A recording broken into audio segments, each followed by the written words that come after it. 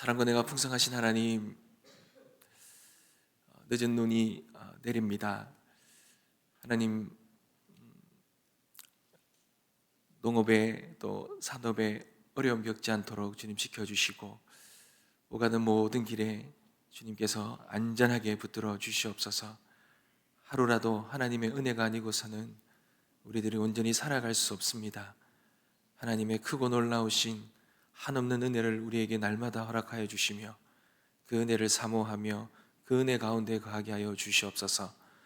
오늘도 우리의 영이 새로운 생명을 누리며 살아가길 소망합니다. 은혜의 말씀을 허락하여 주시옵시고, 우리의 영혼이 새롭게 소생케 되어지는 은혜를 누리게 하여 주옵소서. 오늘도 마음을 담아 드리는 모든 예물의 손길 위에 복의 복을 더하시고, 기도와 간구의 제목들마다 응답의 은혜를 허락하여 주옵소서. 감사드리며 살아계신 예수님의 이름으로 기도드립니다. 아멘. 하나님께서 우리에게 주시는 말씀입니다. 누가복음 12장 35절에서 48절 말씀입니다.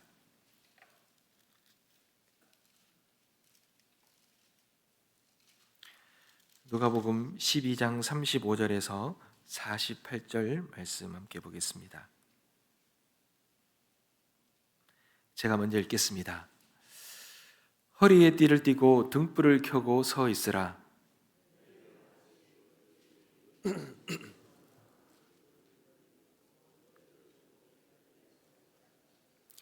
주인이 와서 깨어 있는 것을 보면 그 종들은 복이 있으리로다. 내가 진실로 너희에게 이르노니 주인이 띠를 띠고 그 종들을 자리에 앉히고 나와 수종들리라.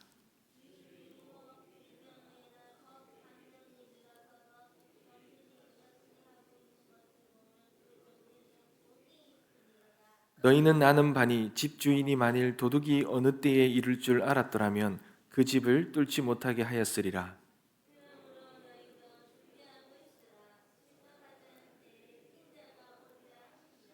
베드로가 여짜오되 주께서 이 비유를 우리에게 하심이니까 모든 사람에게 하심이니까.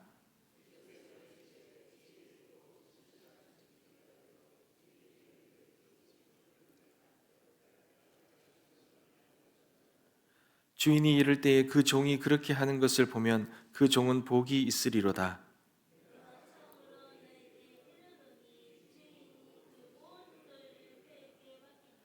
만일 그 종이 마음에 생각하기를 주인이 더디 오리라 하여 남녀 종들을 때리며 먹고 마시고 취하게 되면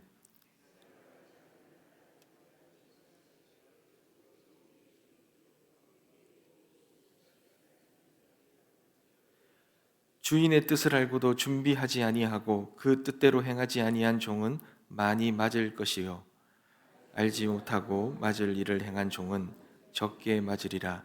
무릇 많이 받은 자에게는 많이 요구할 것이요 많이 맡은 자에게는 많이 달라 할 것이니라. 아멘. 사랑하는 성도 여러분, 주님께서 가지고 오신 이 땅에 가지고 오신 하나님의 나라는 이미 임했지만 그러나 완성된 나라가 아닙니다. 하나님의 나라는 우리가 이 땅에서 우리의 삶 속에서 미리 경험할 수 있지만 그러나 온전하게 경험되어지는 것은 우리 주님께서 다시 오실 때에, 재림하실 때에 주님께서 가지고 오신 이 나라가 온전해지고 완성될 것입니다. 그러니 우리 모두는 우리 주님이 다시 오셔서 완전하게 이루실 그 하나님의 나라를 소망하며 살아가고 있습니다. 그러니 주님의 재림을 기다리는 제자, 주님의 재림을 기다리는 종의 또 신앙인의 삶, 그 신앙인의 삶이 참 중요하겠지요. 주님이 다시 오셔서 그 하나님의 나라를 완성시킬 그 하나님의 나라에 살아갈 하나님의 백성, 그 제자, 종의 삶은 어떠해야 될까? 어떤 삶으로 준비되어야 될까라는 것을 말씀하고 계십니다. 오늘 본문에는 주님께서 몇 가지 비유를 통해서 어떻게 기다려야 하는가, 어떻게 기다리는 삶을 살아가야 하는지에 대해서 말씀해 주고 계십니다. 먼저 예수님은 제자들에게 35절에 허리에 띠를 띠고 등불을 켜고서 있으라 이렇게 명하십니다. 이 모습은 어떤 모습입니까? 이 모습은 주인을 기다리는 종의 모습입니다. 혼인집에 갔다가 돌아오는 주인을 맞는 종의 모습이지요. 그런데 그럴 때에 주인에게 그 모습으로 그렇게 주인을 기다렸던 그 종은 칭찬을 듣게 됩니다. 근데 칭찬이 얼마나 크냐면 심지어 주인이 종의 수종을 들길까지, 그러니 주인이 너무 기뻐한다는 말이죠. 주인이 밤늦게 왔는데도 종들이 그렇게 준비하고 있는 것을 보면 그 종들에게 아주 큰 복이 있을 것이라는 겁니다. 사랑하는 성도 여러분, 주님이 이 비유를 통해서 말씀하시고자 하는 뜻과 의도가 무엇이겠습니까? 이 비유에서 말하는 가장 큰 의도 중에 하나는 주인이 언제 올지 정확하게 잘 모른다라는 것입니다. 주인이 밤늦게 올 수도 있고 주인이 어쩌면 더 늦게 아니면 생각보다 일찍 올 수도 있겠죠. 그런데 중요한 것은 주인이 오는 때를 정확히 알 수 없다는 것이 가장 큰 어려움입니다. 이 비유를 주님의 재림으로 본다면 재림이 지연될 수 있다는 겁니다. 우리의 생각보다 재림이 늦어질 수 있다는 거죠. 재림이 언제 어느 때에 정확하게 일어날 수 있을지는 모른다라는 것입니다. 주님은 또 다른 비유를 하나 더 하시는데요. 도둑을 대비하는 이 집주인의 비유를 말합니다. 도둑이 올 때를 정확하게 알 수만 있다면 주인은 그 집이 도둑이 들어올 수 없도록 잘 그렇게 대처를 하겠지요. 그런데 문제는 도둑이 언제 올지를 예측을 할 수 없다는 것입니다. 이때 베드로가 주님께 질문을 합니다. 주님, 이 비유가 제자들에게만 주시는 비유입니까? 누구에게, 모든 사람에게 다 주는 비유입니까? 라고 묻습니다. 그때 주님은 정확하게 누구에 대한 비유라고 말씀하시지는 않으시면서 48절에 누구나 알 수 있도록 말씀하시죠. 많이 받은 자에게 많은 것을 요구할 것이다 이렇게 말합니다. 그러나 때를 알지 못하기에 그 많이 받은 자가 잘 대비하고 잘 준비해야 된다는 것입니다. 그렇지 못하면 많이 받은 자는 큰 책임을, 큰 벌을 받고 적게 받은 자는 적은 벌을 받게 될 것이다 이렇게 말씀하셨습니다. 그러니 이 비유는 12사도를 포함해서 많이 맡은 자들, 그 많이 맡은 자들에게 주어지는 것이겠지요. 그러나 또한 이 많이 알고 많은 것을 아닌 자들에게도 또한 동일하게 주어지는 비유라고도 말씀할 수 있을 것입니다. 사랑하는 성도 여러분, 그럼 어떤 자들에게 주어진 비유입니까? 주님은 또 다른 유사한 비유를 한 가지 더 말씀하지요. 이번에는 주인의 재산을 맡아 잘 관리하는 그 청지기의 비유를 댑니다. 이 청지기는 어떻습니까? 주인이 무언가를 떠나야 될 때, 그때에 어떤 권한을 받은 자입니다. 그는 주인의 그 재산을 가지고 다른 종들의 양식을 나누어 주는 일들을 해야 되고 그 재산을 잘 관리하는 역할을 맡고 있습니다. 그러니 당시로 보면 12제자들 비롯해서 교회의 아주 중요한 사명을 맡은 지도자들이라고 말할 수 있겠습니다. 그런 자들은 교회 내 가난한 자들을 구제하고 또한 이 교회의 재산을 잘 관리하는 그 청지기의 그런 중요한 사역을 맡은 것이죠.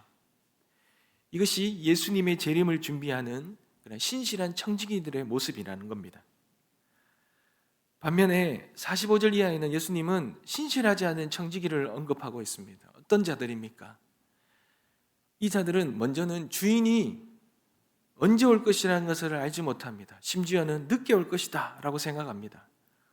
그래서 자신에게 맡겨진 다른 종들을 때리고 그리고 주인의 재산을 가지고 자신들이 먹고 마시고 취합니다. 이것은 예수님의 재림이 늦어질 것이라고 생각하고 다른 그리스도인들을 괴롭히는 것입니다. 그리고 방탕한 생활을 하는 것입니다. 그런데 문제는 그렇게 잘못한 청지기가 어떻게 된다고 합니까? 그들이 예측하지 못할 때에 주인이 갑자기 옵니다. 그리고는 그들이 행한 모든 그 준비되어 있지 않은 모습들, 그리고 주인이 늦게 오는 것을 알고 그들이 행했던 모든 방탕함들, 잘못한 분들, 그것들에 대한 처벌을 엄히 받는다라는 것이죠. 이처럼 악한 교회 지도자들과 예수님이 재림하실 때 벌을 받을 것이다. 그들의 잘못은 주인이 늦게 오려고 판단한 데도 있겠지만 그것보다 더 큰 죄는 주인의 오심을 대비하지 못했다라는 거죠. 맡은 일을 악하게 처리했다, 잘 살지 못했다라는 것에 이 비유의 핵심이 있는 것입니다. 사랑하는 성도 여러분, 오늘날에 우리 모두는 주님이 재림을 기다리는, 또 주님께서 이 땅에 주님께서 맡기신 사명을 붙들고 있는 청지기들입니다. 우리 한 사람 한 사람은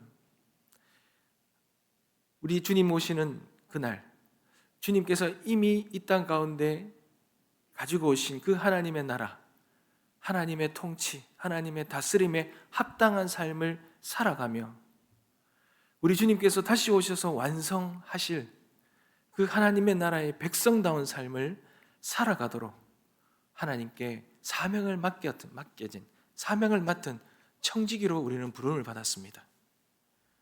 세상의 사람들은 알지 못하지요. 세상의 사람들은 우리 주님이 다시 오심도 알지 못하고 이 땅이 전부인 것처럼 그렇게 살아갑니다. 그러나 우리는 알지요. 우리는 이 땅의 삶이 다가 아니라 우리의 주인 되시는 그 주님께서 다시 오실 것이라는 걸 알고 우리에게 맡겨진 그 사명을 주님이 다시 오셨을 때에 그 사명에 맡은 그것을 어떻게 감당해내는지를 다시 모든 것을 헤아릴 것을 알고 우리는 그 주님의 오심을 대비하며 예비하며 살아가는 그러한 청지기들입니다. 사랑하는 성도 여러분, 우리가 이 땅 가운데 어떠한 삶을 살아야 합니까?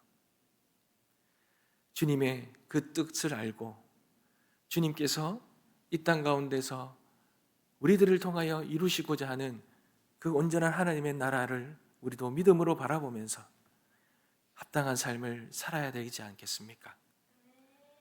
주님은 이 땅이 전부인 것처럼 이 땅에 욕심을 가지고 욕망을 가지고 살아가기를 원하지 않으십니다. 이 땅의 삶을 살지만 잠깐 살아가는 나그네 인생임을 우리는 기억하고 우리는 이 땅에 주어진 모든 것을 통하여 우리는 대비하는, 앞으로의 그 주인의 오심을 대비하는 자의 삶을 살아야 되겠지요. 염려하고 걱정하고 두려워하여 움켜쥐는 삶을 사는 것이 아니라 우리 주님께서 다시 오실 그날을 바라보면서 우리는 잠깐 그 시간을 살아가는 자임을 알고 주님이 허락해 주신 것을 통하여 나누어 주고 구제하며 섬기며 그렇게 살아가야 됩니다. 또한 이 땅 가운데 하나님의 말씀대로 온전하고 공의롭고 정직하게 살아가야 되죠. 빛과 소금의 역할을 감당하며 살아가야 되죠. 우리의 행한 모든 것들, 우리가 한 모든 삶들은 다 하나님께서 다시 오셔서 다 헤아릴 것입니다. 우리의 생각들, 우리의 말들, 우리의 이 발걸음들, 우리가 손으로 했던 모든 것들 다 하나님께서 보신다고 하십니다.